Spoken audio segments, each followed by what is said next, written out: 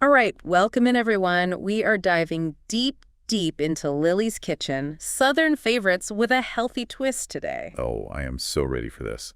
This cookbook, by the way, is by Giles Smith II, paying homage to, well, you guessed it, his grandma Lily and really all of Southern cooking. And that's exactly what we're after, right? Figuring out what makes this food so special, so loved, and how it can fit, into how people eat now. We've got a lot to explore. Giles lays it all out, touching stories from the introduction. The tale of contents is like a roadmap to deliciousness. Then we get into the recipes themselves, everything from those breakfast must-haves to, oh, let's not forget the BBQ chapter. We even have those extras that really round things out. Not to mention, he throws in tips and techniques along the way. We're going to pull all that good stuff out, looking at those classic Southern ways, but also, those healthier spins he puts on things. Because that's the real heart of this cookbook. Yeah. How can you stay true to those deep-rooted traditions, those flavors everyone craves, while still being mindful of, well, eating well? Exactly. It's not about ditching the classics. It's about finding that sweet spot. And I think a lot of people are looking for that these days. No doubt. Well, to really grasp what Giles is doing, we need to understand where it all began, right? That introduction about Grandma Lily, it really sets the stage. It paints such a vivid picture, doesn't it? I mean, you can practically smell those amazing aromas coming from her kitchen.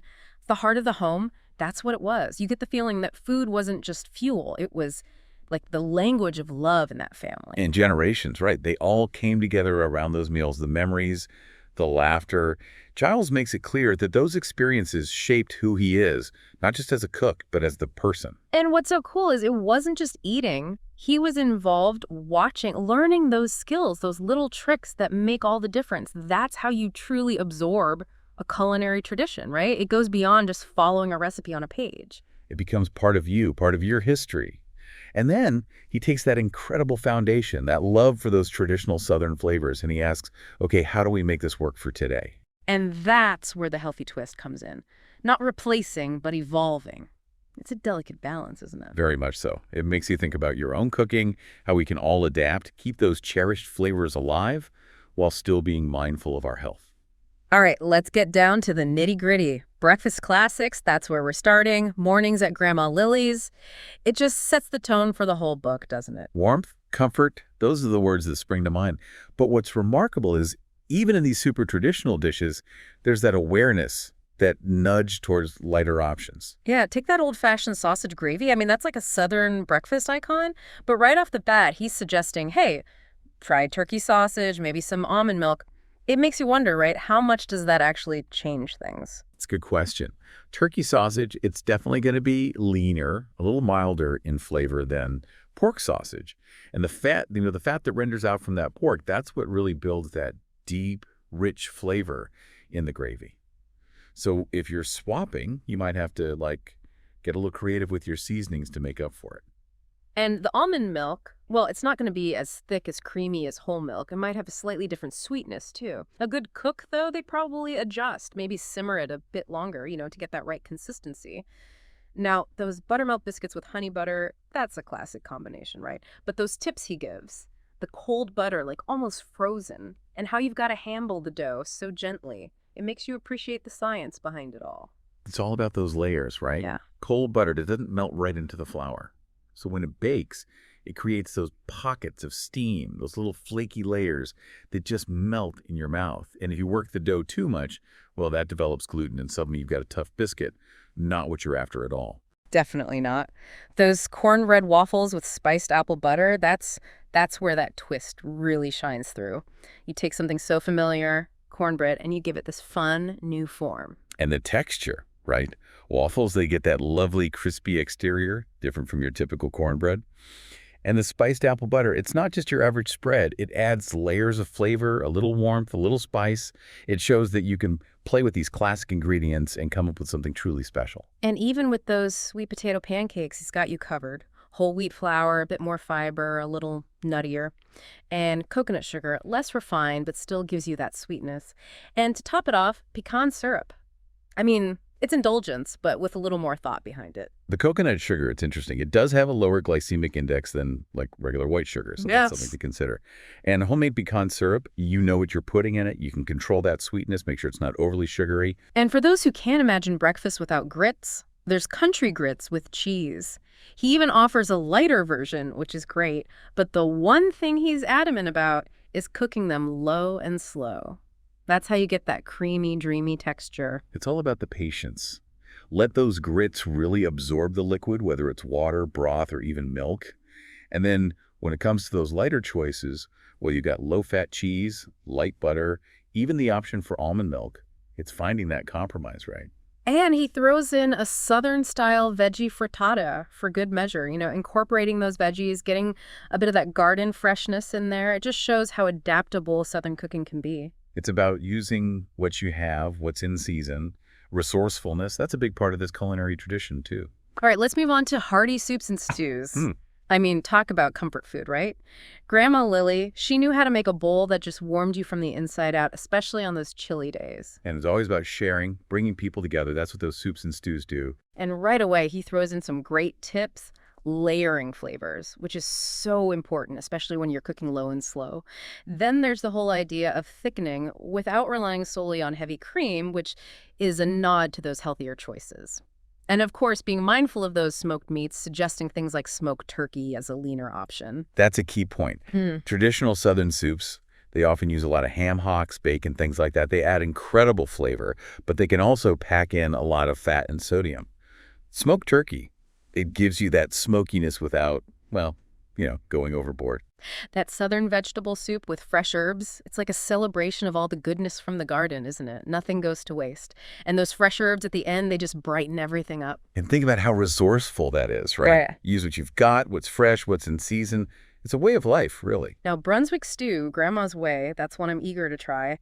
Shredded chicken and pulled pork, that combination just sounds so hearty and flavorful. It's a classic for a reason. Those different meats, the textures, the way they meld together in that rich broth, it's Southern cooking at its best. But then you see that hearty ham bone soup with a smoked turkey alternative right there.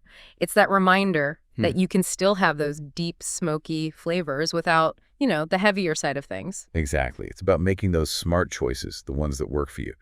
Smoked turkey, it still gives you that depth, that richness, but in a more mindful way.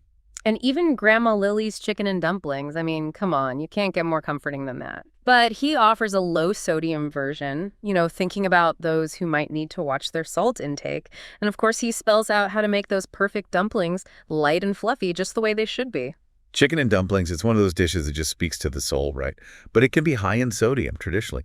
So offering that low-sodium option, it's a really thoughtful touch. You can still enjoy it without worrying too much. And the creamy shrimp and corn chowder, that gets a little dairy-free makeover with coconut milk. I've never thought of using that in chowder, but it actually makes sense. Coconut milk, it's incredibly creamy. And it has this subtle sweetness that I think would work really well with the shrimp and the corn. Plus, it opens up the dish to people who can't have dairy, so that's a win. Even with the slow-cooked black-eyed pea stew, he's suggesting using a turkey leg for flavor. It's like he's got your back when it comes to those leaner protein options. It's like he's saying, you can still have all that flavor, all that richness, but I'm going to give you the tools to do it in a way that's good for you. And those general tips for soups and stews, layering those flavors, finding ways to thicken without just dumping in a ton of cream, being smart about those smoked meats, it all ties together, doesn't it? It's that underlying philosophy, that thread that runs through the whole book. Tradition and health, hand in hand. Savory sides, I mean, those are the unsung heroes of the Southern table, wouldn't you say? Grandma Lilly called them the soul of the table, and I think that's spot on. They round out the meal, add so much character, so much flavor. And the tips for this chapter, they really highlight those key techniques. Getting those fried green tomatoes perfectly crisp, the low and slow simmer for those collard greens, adding those little flavor and texture boosts with things like toasted nuts and natural sweeteners in casseroles. The 3-cheese mac and cheese, I mean, that just sounds like a dream. Sharp cheddar, Monterey Jack, and Parmesan, that's a serious cheese trifecta. But even here, he's like, okay, let's try using olive oil instead of butter for the roux, almond milk in the sauce. It makes you wonder, how do those swaps change things? Well, olive oil, it has a different flavor profile than butter. A little fruitier, maybe a little peppery. It's going to impart that subtle difference to the roux. And almond milk, well, it's not as thick, not as rich as whole milk. So your sauce might be a little thinner, a little less velvety. A good cook, though, they'd probably adjust the cheese. Maybe add a touch of cornstarch slurry to get that creaminess just right. Southern collard greens, you can't have a Southern meal without them, right? And he offers a version with smoked turkey and a vegetarian style.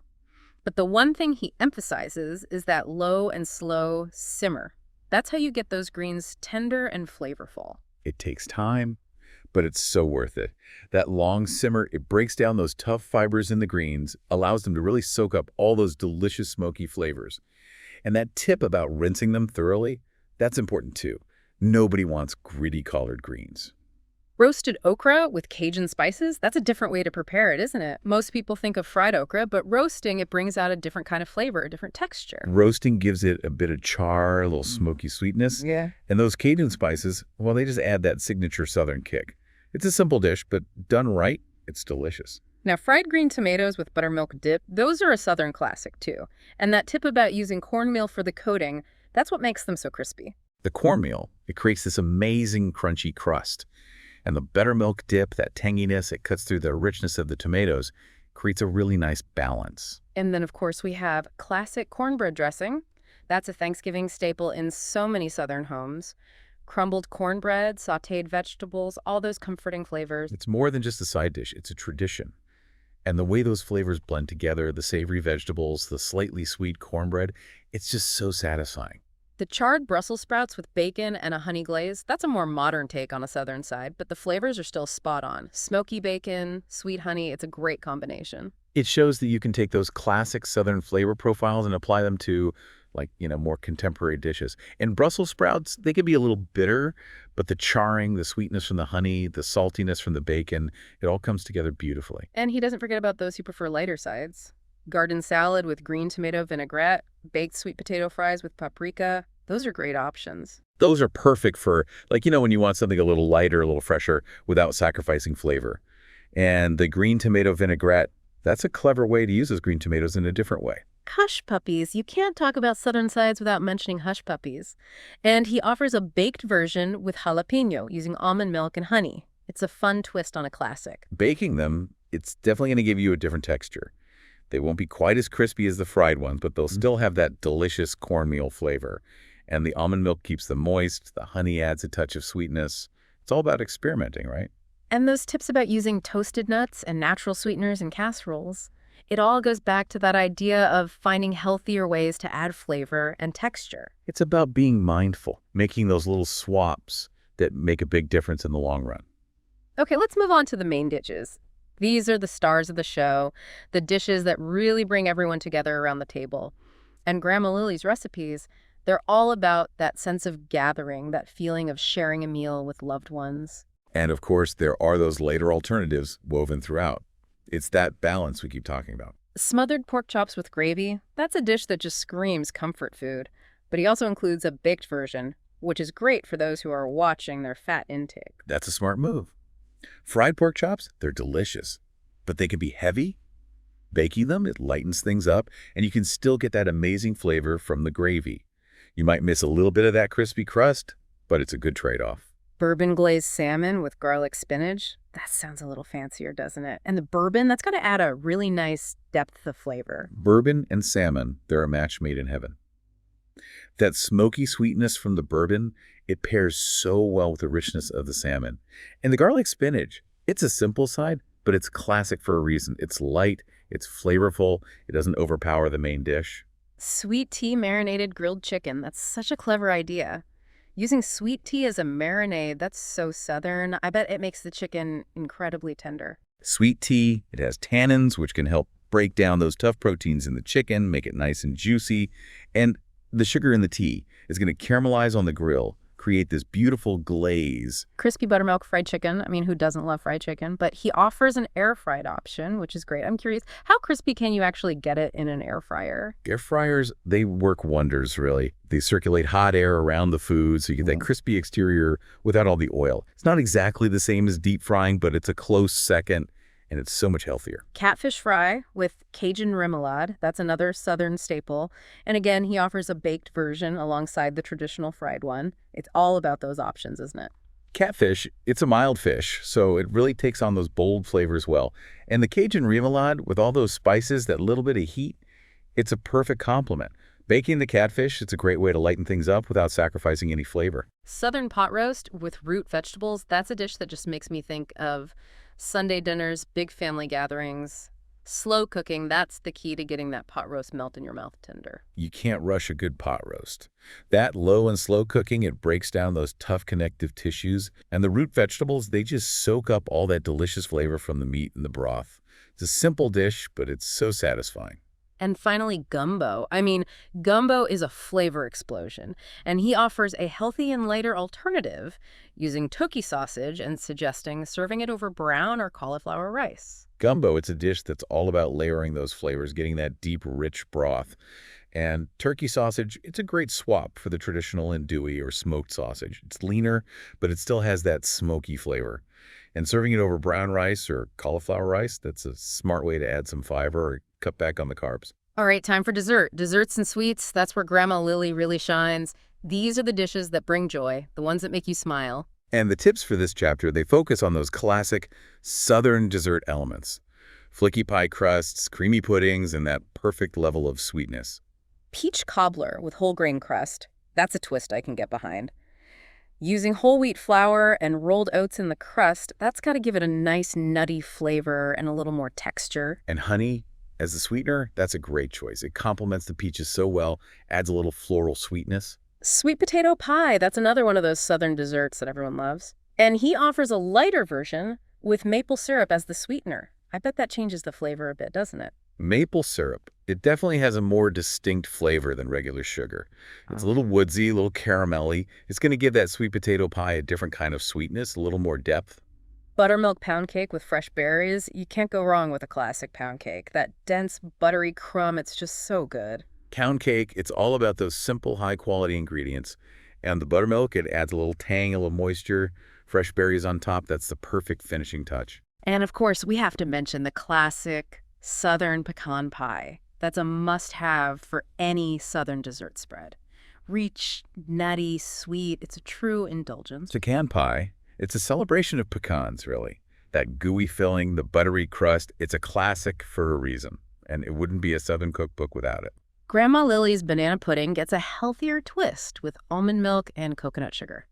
It's amazing how you can make those swaps and still get a creamy, delicious pudding. Almond milk, it's a great dairy-free option. And coconut sugar, it adds a little caramel note to the pudding. It might not be exactly like the traditional version, but it's still going to be delicious. And finally, banana nut bread with cinnamon butter. That's a classic for a reason, right? Comforting, flavorful, perfect for a snack or a light breakfast. The cinnamon butter, that's the perfect finishing touch. It adds that warm, spicy flavor that goes so well with the banana bread. It's all about those little See, details. those dessert tips, they're so helpful, aren't they? It's about finding ways to enjoy those sweet treats without, going overboard. It's about balance, and it's about making choices that work for you. You don't have to give up those Southern desserts you love. You just have to find ways to make them a little healthier. Okay, let's fire up the grill. Southern BBQ favorites. This is a chapter that's close to my heart. BBQ in the South, it's more than just food. It's a way of life. It's about tradition. It's about community. It's about those long, slow cooks that bring people together. And the smell of that smoke, just gets me every time. The tips in this chapter, they really emphasize the importance of patience, of respecting the ingredients and the process. Rest the meat, cook it low and slow, season generously. It's not about rushing things. It's about taking your time and doing it right. That's the beauty of BBQ. It's a slow dance, not a sprint. BBQ chicken with sweet and tangy sauce. He breaks down the sauce ingredients, talks about grilling over medium heat. It seems pretty straightforward, but I bet there are some nuances to getting that sauce just right. Oh, there definitely are. It's all about that balance of sweet, tangy, and smoky. You've got to find the right combination of sugars, vinegars, spices, and the cooking process, it matters too. You want that sauce to thicken up, to caramelize a bit, to really cling to that chicken. BBQ slow-cooked baby back ribs. That's a dish that always gets people excited. Slow cooking, that's the key to getting those ribs fall off the bone tender. You can't rush ribs. Yeah. You've got to let them cook low and slow, let those tough connective tissues break down, and the smoke, it penetrates the meat, gives it that incredible flavor. It's all about the time and the temperature. Slow smoked brisket with dry rub. He gives you the whole rundown on the rub, talks about refrigerating it overnight. I bet that overnight rest really allows those flavors to penetrate the meat. It's like a marinade, but dry. Those spices, they work their magic on that brisket, and then the smoke, It just takes it to another level. Brisket, it's a tough cut of meat, but cooked right is one of the most flavorful things you'll ever eat. BBQ pulled pork with homemade sweet and spicy sauce. That sounds like a crowd pleaser. And the homemade sauce, that's where you can really let your creativity shine. Pulled pork, it's all about that tender, juicy meat that just falls apart. And the sauce, it's the finishing touch. Sweet, spicy, smoky, it's got to have all those elements. And when you make it yourself, you can adjust it to your own taste. Even BBQ baked beans get a mention. I mean, you can't have a BBQ spread without baked beans, right? And bacon, that's a must-have for that smoky flavor. Baked beans, they're the perfect side dish. They're hearty, they're flavorful, and they soak up all that delicious BBQ sauce. And a little bit of bacon, oh yeah, that adds that smoky depth that just makes them irresistible. He also throws in some lighter options, like grilled corn on the cob with garlic butter and spicy grilled veggie skewers with creamy ranch dip.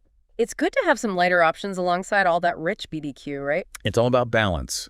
Those grilled veggies, they're a great way to add some freshness, some lightness to the meal. And who doesn't love corn on the cob, especially when it's grilled and slathered with garlic butter? And then there's a low-sugar peach BBQ sauce, specifically for grilled meats or tofu. That's a fun twist. I never thought of using peaches in a BBQ sauce, but it actually makes sense. Peaches, they add this amazing sweetness and a little bit of tang to the sauce. It's a nice change of pace from your typical tomato-based BBQ sauce, and it works really well with lighter meats like chicken or pork. And tofu, yeah, that'd be good too. He recaps all those general BBQ tips. Rest your meat, cook it low and slow, season generously, and don't forget the sauce. It's like a BBQ mantra, isn't it? It's the foundation for BBQ success. Follow those rules, and you're on your way to some seriously good eats. And then there's that Soul of the Southern BBQ section, and it just takes it to another level. It's not just about the food, it's about the people, the traditions, the memories that are made around the grill. It's about hospitality, it's about family, it's about sharing. That's what makes Southern BBQ so special. And he talks about how you can adapt it, make it healthier without losing that essence, that soul. It's about keeping those traditions alive for generations to come, and that's a beautiful thing. Lighter fare, that's where we're headed next. And this chapter, it shows that Southern cooking doesn't have to be heavy, that you can enjoy those bold flavors without, feeling weighed down. It's about finding ways to lighten things up, to use fresh ingredients, to create dishes that are both satisfying and good for you. Healthy chicken fried steak. He uses whole wheat flour and Greek yogurt, which is a clever swap. I bet that Greek yogurt adds a nice tanginess to the gravy. Greek yogurt, it's a great way to add creaminess and protein without all the fat. And it does have that tang, that little bit of acidity that brightens up the gravy. It's a good way to lighten up a classic dish. Southern-style green bean casserole, he gives it a lightened-up makeover with, you guessed it, Greek yogurt and Parmesan cheese. It's like Greek yogurt is the secret weapon in this chapter. It really is. It's so versatile, and it adds so much flavor and creaminess. And Parmesan cheese, that's a classic pairing. With green beans, it adds that salty umami depth that just makes the dish. Southern-style cabbage and carrot slaw with apple cider vinaigrette, that sounds like a refreshing change of pace.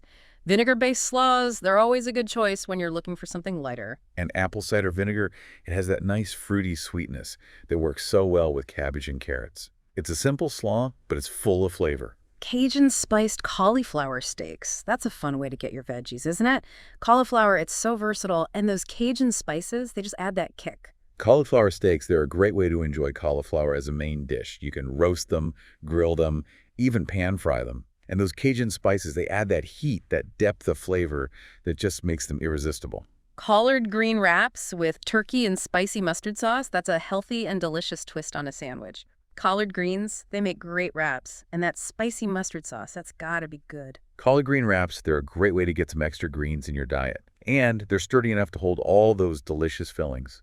Turkey, it's a lean protein, and that spicy mustard sauce, it adds a nice kick. It's a flavorful and satisfying meal. Healthy fried cabbage with turkey bacon, another smart swap.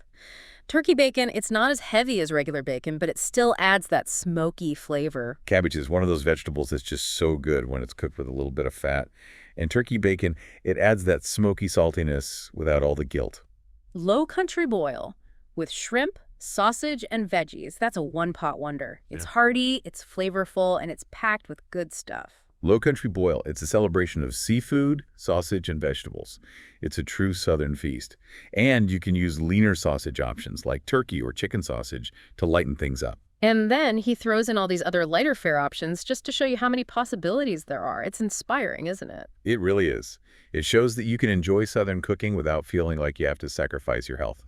Okay, let's move on to those extras. These are the little dishes that add so much flavor, so much texture to a meal. They're the supporting cast, but they're essential. They round everything out, make meal complete. Healthy shrimp po' boy lettuce wraps. That's a fun way to lighten up a classic. Lettuce wraps, they're always a good option when you're trying to cut back on carbs. And shrimp po' boys, they're all about those flavorful shrimp, that crispy bread. Using lettuce wraps, it keeps things light, and you still get all that delicious flavor. Cajun spiced roasted chickpeas, those are a great snack, aren't they? Roasting chickpeas, it makes them so crunchy and addictive. Chickpeas, they're a great source of protein and fiber. And roasting them with Cajun spices, it just takes them to another level. They're perfect for snacking, or you can throw them on top of a salad for some extra crunch. Zucchini corn fritters, you can bake them or air fry them, which is great. Fritters, they can be a little heavy, but these are a lighter option. Zucchini and corn, they're such a great combination, especially in the summer.